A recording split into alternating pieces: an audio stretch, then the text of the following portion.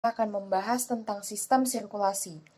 Sistem sirkulasi ini adalah sistem yang mengedarkan darah ke seluruh tubuh.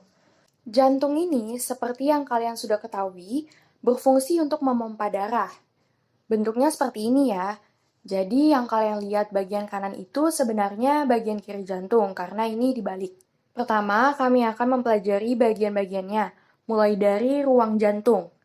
Bagian yang atas disebut atrium atau serambi. Atrium yang kita lihat di kanan itu adalah atrium kiri, dan yang kita lihat di kiri adalah atrium kanan. Bagian bawah disebut ventricle atau bilik.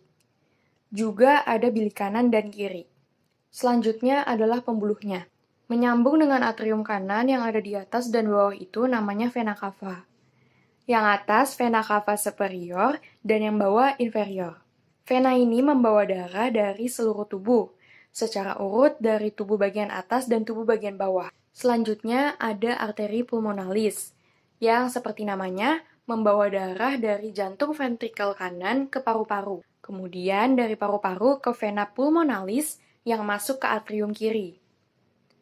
Vena pulmonalis di gambar ini hanya digambarkan di kanan gambar atau kiri jantung.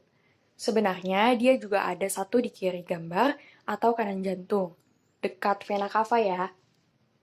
Terakhir yang paling besar adalah aorta, membawa darah dari ventrikel kiri ke seluruh tubuh. Selanjutnya adalah katupnya, ada 4. Pertama di antara atrium dan ventrikel kanan yang namanya katup triscupidalis, karena seperti yang bisa dilihat ya, dia ada 3 atau tri. Selanjutnya ada katup bicuspidalis karena ada 2 atau suka disebut katup mitral.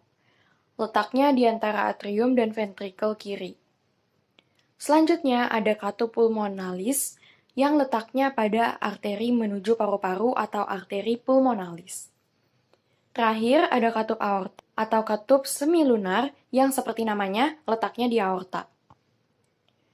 Tentang katup ini, ada juga bagian jantung yang berfungsi untuk mengatur katup triscupidalis dan bicuspidalis, yaitu ada otot dan tendon. Di bawah yang menonjol itu adalah otot yang namanya papilla, dan ada tendon yang menghubungkan otot ini dengan katupnya, yaitu chordae tendinae. Selain itu, ada juga sel otoritmik, yaitu merupakan sel yang menghantarkan impuls untuk kontraksi jantung. Pertama, ada nodus sinoatrial, seperti namanya, ada di atrium. Tepatnya atrium kanan ya. Kemudian ada nodus atrioventrikular, antara atrium dan ventrikel. Selanjutnya ada berhasis, dan terakhir di dinding ventrikel bagian bawah ada serabut Purkinje. Karena bagian-bagiannya sudah, sekarang giliran aliran darahnya ya. Semoga ini cuma mereview ya. Jadi, ada aliran darah sistemik atau aliran darah besar.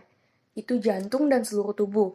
Jadi, mulai dari ventrikel kiri menuju aorta ke seluruh tubuh, di mana darah kaya O2 ditukar O2-nya dengan CO2 seluruh tubuh melalui kapiler dan dibawa kembali ke jantung lewat vena cava superior dan inferior. Tergantung tubuh bagian atas atau bawah. Darah ini dibawa ke atrium kanan. Untuk aliran darah pulmonal atau kecil, mulai dari ventrikel kanan ke arteri pulmonalis. Arteri ini membawa darah kaya akan CO2 ke paru-paru, tepatnya kapiler pada alveolus di mana CO2 akan bertukar dengan O2. Darah kaya O2 ini kemudian dibawa kembali ke jantung lewat vena pulmonalis ke atrium kiri. Nah, gerak jantung ini ada 2, pengisian dan pengosongan. Pengisian itu ketika atrium kontraksi, jadi darah mengisi ventrikel. Lalu ada pengosongan, ventrikel dikosongkan dengan ventrikelnya kontraksi. Jadi sebenarnya darah itu bukan di satu lokasi doang di jantung, tapi bersama-sama tergantung kontraksi ini. Salah satu penyakit tentang jantung adalah VSD dan ASD, atau Ventricular Septal Defect dan Atrial Septal Defect. Hal ini terjadi ketika perkembangan jantung pada masa perkembangan janin tidak sempurna, dan sekat antara ventrikel atau atrium tidak ada.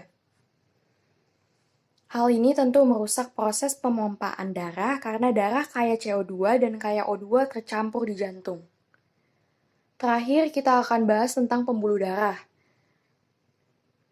Dari yang paling familiar kita dengar dulu ya, dari tensi. Tensi itu biasa seperti ini. Ini tekanan darah normal, 120/80. Ini sebenarnya maksudnya apa sih? Jadi sebenarnya ini adalah tekanan darah dalam satuan mmHg. Yang atas itu sistol dan yang bawah diastol. Bedanya, yang sistol itu tekanan pembuluh darah saat pengosongan, yaitu ketika ventrikel kontraksi. Sedangkan diastol itu saat atrium berkontraksi. Bagaimana bila tekanan ini tidak normal? Maka namanya hipertensi. Hipertensi itu ketika ketinggian dan hipotensi bila kerendahan. Hipertensi itu terjadi pada tekanan darah sekitar 140/90 dan ini bisa menyebabkan pembuluh pecah dan stroke. Pada hipotensi, transport O2 akan sulit dan jaringan-jaringan tubuh akan kekurangan oksigen. Nah, kemudian mari kita bahas pembuluh darahnya sendiri. Ada 3 jenis ya. Pertama, ada arteri, kemudian ada vena, dan terakhir ada kapiler. Secara umum, arteri itu yang membawa darah keluar dari jantung, dan vena itu yang menuju jantung.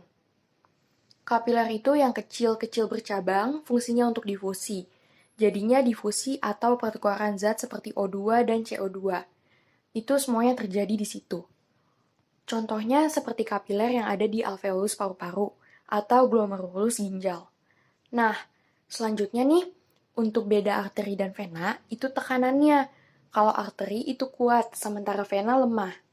Ini kenapa kalau arteri luka, darahnya akan memancar, sedangkan kalau vena luka, darahnya menetes. Kalau katup, arteri ada satu di awal saja. Contohnya seperti katup pada aorta dan katup pada arteri pulmonalis di jantung tadi. Kalau vena, katupnya ada banyak, di sepanjang pembuluhnya sendiri. Fungsi katup ini untuk mencegah darah mengalir ke arah yang berlawanan dari seharusnya. Kalau letaknya, arteri itu lebih dalam dari vena yang cenderung berada di permukaan tubuh. Selain itu, dinding arteri itu lebih tebal dan elastis daripada milik vena. Untuk anatominya sendiri, pembuluh balik vena maupun arteri memiliki 3 bagian. Dari paling luar ada tunika eksterna, tunika media, kemudian tunika intima yang paling dalam. Nah, tunika eksterna pada arteri memiliki lebih sedikit jaringan ikat fibrosa dari milik vena. Selain itu, tunika media pada arteri memiliki lebih banyak otot polos dan jaringan ikat elastik dari milik vena.